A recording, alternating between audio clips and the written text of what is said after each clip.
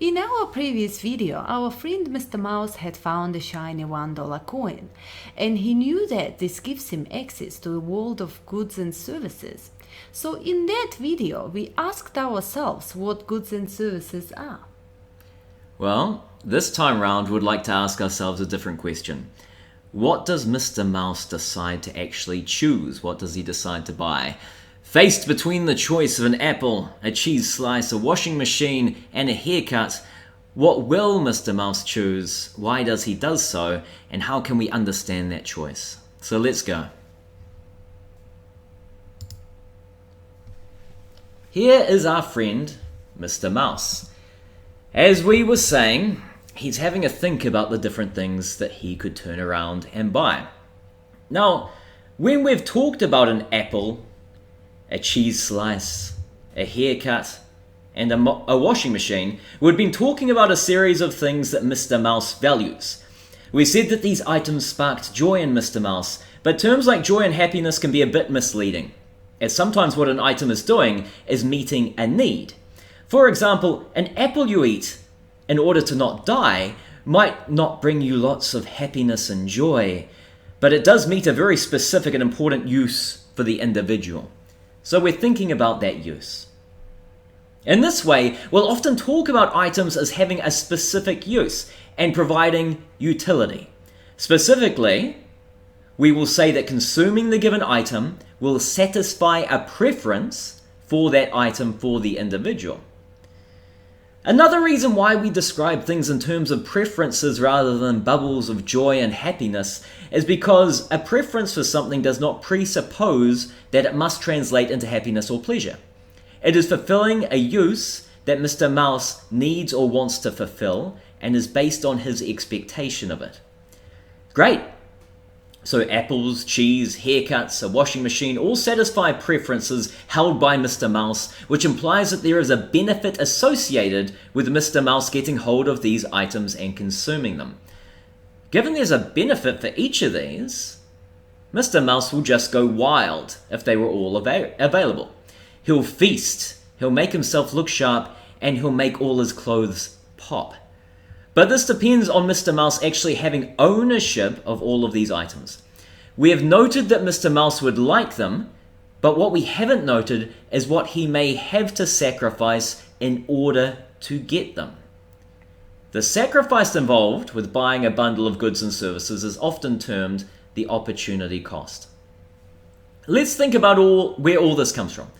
As we said at the start, Mr. Mouse has a $1 coin. He doesn't have an apple, a cheese slice, a haircut, or a washing machine sitting there. In other words, he's endowed with a $1 coin, and he wants to use that in the best possible way, given that he values these different goods and services. Now there's another person sitting around, Miss Kitty. Miss Kitty is willing to sell items to Mr. Mouse for money. We won't dwell on her choices right now, but this does provide the opportunity cost for Mr. Mouse to transform his cold, hard cash into products that satisfy his preferences. Miss Kitty is selling every single item for $1. As a result, Mr. Mouse can only buy one of these 4 items given his limited budget. This limited endowment that cannot be used to satisfy all of Mr. Mouse's preferences is termed scarcity. Here, Mr. Mouse has unlimited wants relative to his budget, but he has limited means, his $1, to achieve those wants, to achieve those satisfaction of preferences that we described before. Now, scarcity differs from our prior discussion of rival and non-rival goods. The concepts are related, but a rival good could be non-scarce if no one had any desire to purchase it. For example, if there was only one punch in the face that was available. Now, I don't want a punch in the face at all, right? I wouldn't pay for a punch in the face. I wouldn't even pay nothing for a punch in the face. So the fact that there's only one available does mean that supply exceeds demand at that price. Now, a non-rival good is scarce if there are significant resources required to set it up. So even though each additional sale of that non-rival good looks non-scarce because there's no cost associated with doing it, there's a cost of setting up the existence of that non-rival good to start with. An example of this is a video streaming service where all of the infrastructure must be established, all of the videos must be filmed. And that all has to be done before we can have each individual consumer going and just utilizing that service in a non-rival way. Now, scarcity is not just about money. Mr. Mouse has limited time that he needs to allocate to washing, eating, dancing, and trimming his hair. And as a result, he does not have sufficient time to satisfy all these preferences, even if he had sufficient money. Now, this brings us to the choice. We want to think specifically about opportunity cost and choice, and for this, again, we need an economist. So I'm going to pass you over for this to Golnara. Thanks, Matt. Mr. Mouse has a budget of $1, representing his limited endowment. He's considering how to allocate this dollar between bundles of apples, cheese, haircuts, and washing machines. Specifically, he knows that with this dollar he can buy 1 apple, 1 block of cheese, 1 haircut, or 1 washing machine. Say that he selects the cheese. As you can see here, he's sharing it with Mrs. Mouse while enjoying an overly sweet Pinot Noir. Buying cheese, he receives some benefit and pays $1. Therefore, the cost associated with buying the apple is $1. The fact that Mr. Mouse decided to select the cheese among the options may be seen as evidence that this is the best choice. We would view this as a revealed preference. Here, the preference is a subjective preference of that individual. We are not saying that the choice of cheese is correct or moral in some broad sense. Just that Mr. Mouse's decision to pick that cheese went the longest way in satisfying his personal subjective preferences or tastes. Now we may say that this choice is wrong for some reason, that a washing machine would clearly offer more value. In this case, we are saying that the individual's revealed preference did not reflect something. It may have an impact on others. It may be due to poor information about the use of the different items. But we should also have some humility here. It may be that Mr. Mouse was starving, that he already had a washing machine, or that he didn't need one as he doesn't own pants. However, what happens if Mr. Mouse doesn't have a choice and is simply allocated an apple? How could we judge if the choice offers the most use or maximizes utility?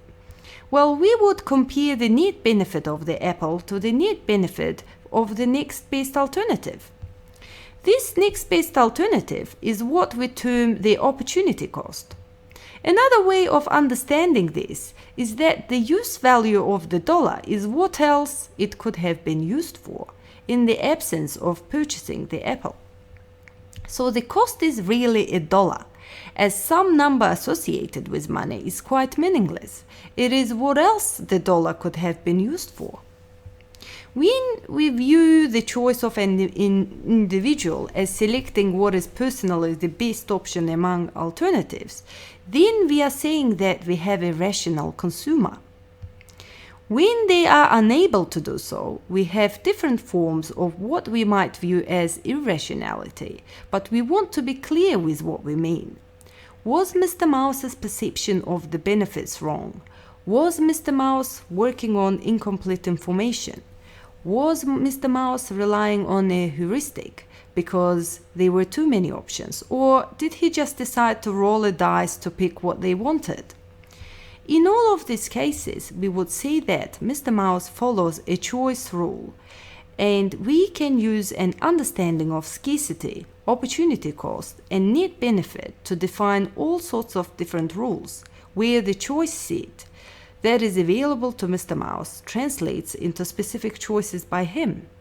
Given that Mr. Mouse makes a choice at a given price, we can say that he is willing to pay that price for that item given his preferences, the prices of other products, and his scarce endowment. But where do these products come from, and why is Miss Kitty so willing to sell them all for the same price? For this, we will need to return to opportunity cost and scarcity in a different way. We will do this next time.